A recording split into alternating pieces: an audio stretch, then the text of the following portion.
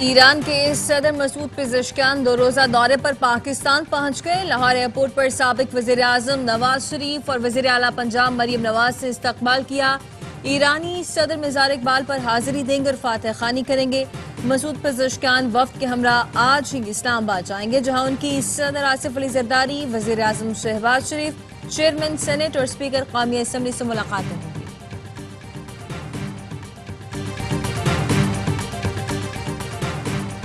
پاک ایران اسلامی اتحاد کو نقصان پہنچانے کی کوششیں ناکام ہوں گی۔ پاکستان کے ساتھ تجارتی اقتصادی تعلقات کو فروغ دینا چاہتے ہیں۔ کوشش ہے 2 طرفہ تجارت کا حجم $10 ارب تک پہنچے۔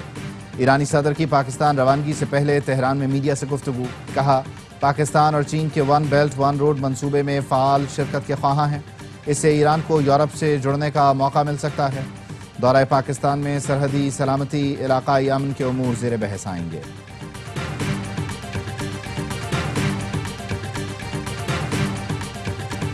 فیلڈ مارشل عاصم منیر کا ملتان گیریزن کا دورہ، فارمیشن کی آپریشنل تیاریوں اور تربیتی سرگرمیوں پر بریفنگ دی گئی۔ آرمی چیف کا پاک فوج کی تیاریوں پر اطمینان کا اظہار، قومی سلامتی اور جغرافیائی سرحدوں کے دفاع کے عزم کا اعادہ۔ فیلڈ مارشل نے سول سوسائٹی اور تدریسی اداروں کے نمائندوں سے تبادلہ خیال کیا۔ قومی اتحاد، سول ملٹری روابط اور قومی ہم آہنگی کے فروغ کی ضرورت پر زور دیا۔ ISPR کے مطابق آرمی چیف نے Z-10 ME اٹیک ہیلی کاپٹر کی شمولیت کی تقریب میں شرکت کی۔ مظفر گڑھ مشق ایریا میں ہیلی کاپٹرز کی فائر پاور کا مشاہدہ کیا۔ جوانوں سے بات چیت، بلند عزم و حوصلے کو سراہا۔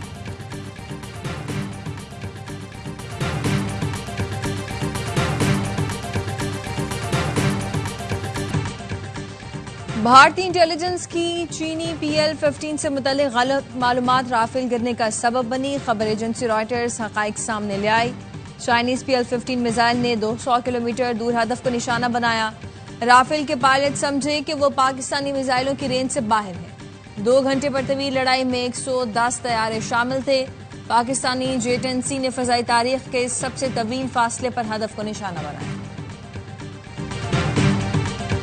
وفاقی وزیر برائے منصوبہ بندی احسن اقبال کی چینی نائب وزیر خارجہ سے ملاقات۔ احسن اقبال نے وزیر اعظم کا خیر سگالی پیغام پہنچایا۔ اقتصادی راہداری فیز 2، صنعتی تعاون اور بزنس ٹو بزنس روابط پر گفتگو۔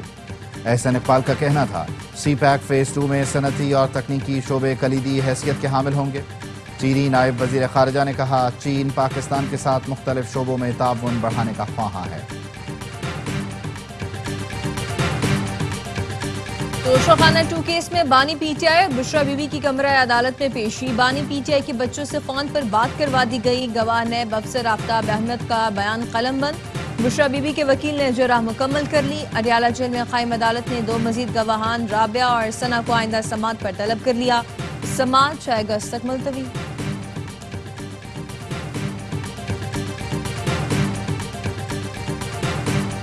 بلوچستان کے علاقے بیگاری میں خاتون اور مرد کے قتل کا کیس۔ کوئٹہ کی انسداد دہشت گردی عدالت نے سردار شیرباز کے مزید جسمانی ریمانڈ کی استدعا مسترد کر دی۔ عدالت کا سپریم کورٹ فیصلے کے مطابق مقدمے سے دہشت گردی دفعات نکالنے اور ملزم سردار شیرباز ساتکزئی کا کیس متعلقہ عدالت بھیجنے کا حکم۔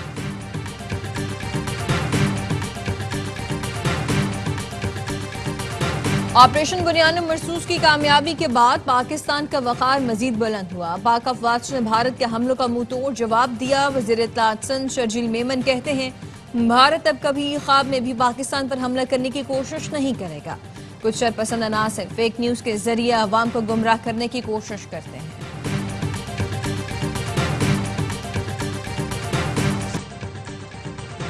خاتون اول آصفہ بھٹو زرداری کی نواب شاہ کے علاقے 60 میل آمد۔ سیلاب متاثرین کے لیے تعمیر ہونے والے گھروں کا دورہ کیا۔ خواتین میں گھروں کی اسناد تقسیم کی۔ آصفہ بھٹو نے بے نظیر اسکول کا سنگ بنیاد رکھا۔ آصفہ بھٹو کا کہنا تھا خواتین کو صرف گھر نہیں بلکہ عزت، اہمیت اور طاقت دی گئی ہے۔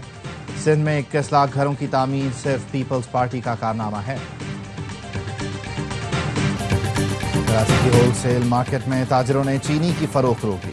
تاجروں کا کہنا ہے ہول سیل میں چینی 174 روپے کلو سے تجاوز کر چکی ہے۔ مہنگی چینی خرید کر سرکاری نرخ پر فروخت نہیں کر سکتے۔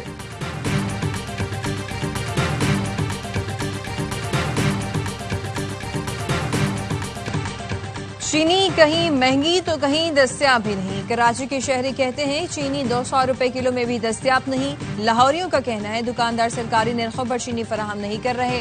ملتان میں چینی 210 سے کم ہو کر 175 روپے فی کلو ملنے لگی۔ مشال یوسفزئی کے سینیٹر بننے پر علیمہ خانم ناخوش۔ مشال یوسفزئی کے انتخاب سے متعلق سوال پر کہا ایسے لوگوں پر بات کر کے اپنا وقت ضائع نہیں کرنا چاہتی۔ میرا نقطہ نظر یہ ہے کہ انصاف ہونا چاہیے تھا۔ سینیٹرز کا انتخاب میرٹ پر ہونا چاہیے۔ میرٹ کی بات ہو تو مشال یوسفزئی کے علاوہ اور بہت لوگ کوالیفائی کرتے ہیں۔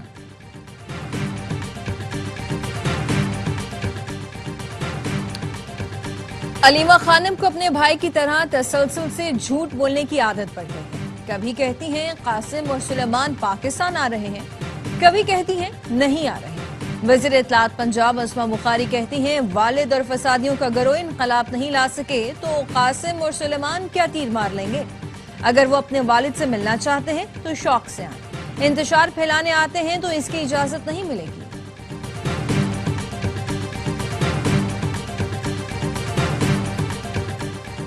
لکی مروت کے علاقے سربند میں مارٹر گولہ پھٹنے سے 5 بچے جاں بحق، 12 زخمی ہو گئے جنہیں ہسپتال منتقل کر دیا گیا۔ پولیس کے مطابق بچے مارٹر گولہ پہاڑ سے اٹھا کر گھر لے آئے تھے جو پھٹ گیا۔ انتظامیہ نے سوشل میڈیا پر وائرل ویڈیوز میں الزامات کی تردید کر دی۔ واقعے کی انکوائری رپورٹ وزیر اعظم آفس کو بھجوا دی گئی۔ ذرائع کے مطابق رپورٹ میں کہا گیا سانپ کے ڈسے بچے کو 31 جولائی کو ہسپتال لایا گیا۔ شعبہ ایمرجنسی میں ٹریٹمنٹ ہوئی۔ بچے علی حسن کو سانپ سے کاٹے کی ویکسین کے 2 انفیوژن لگائے گئے۔ علی حسن کے پٹھوں میں سانپ کے زہریلے اثرات ظاہر ہو رہے تھے۔ ڈاکٹرز نے حالت خراب ہونے پر بچے کو وینٹیلیٹر پر ڈالنے کا فیصلہ کیا تھا۔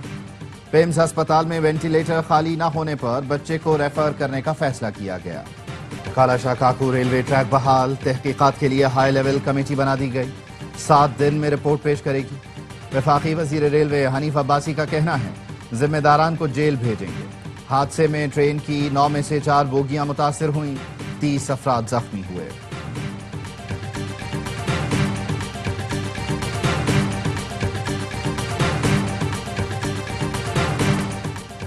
وزیر اعلیٰ مریم نواز کی ہدایت پر جشن آزادی شایانہ شان طریقے سے منانے کا آغاز۔ تقریبات کا عنوان حصول آزادی سے تحفظ آزادی تک رکھا گیا ہے۔ مریم نواز کہتی ہیں مارکہ حق نے آزادی اور اس کے جشن کی اہمیت بڑھا دی۔ فیلڈ مارشل عاصم منیر کی قیادت میں افواج نے تحفظ آزادی کی تاریخ میں سنہری باب کا اضافہ کیا۔ قوم نے بہادر افواج سے مل کر ثابت کیا کہ آزادی کی حفاظت کرنا جانتے ہیں۔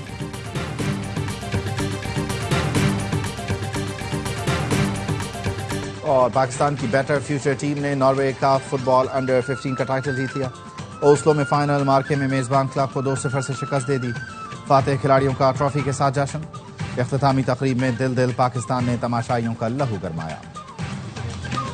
اور world champion ship of legends کا فائنل آج برمنگھم میں کھیلا جائے گا۔ ناقابل شکست پاکستان اور جنوبی افریقہ چیمپئنز مد مقابل۔ میچ پاکستانی وقت کے مطابق رات 8:30 بجے کھیلا جائے گا۔ سابق کپتان شاہد آفریدی کہتے ہیں تمام کھلاڑی فٹ ہیں، فائنل میں پاکستانی ٹیم بھرپور کارکردگی کا مظاہرہ کرے گی۔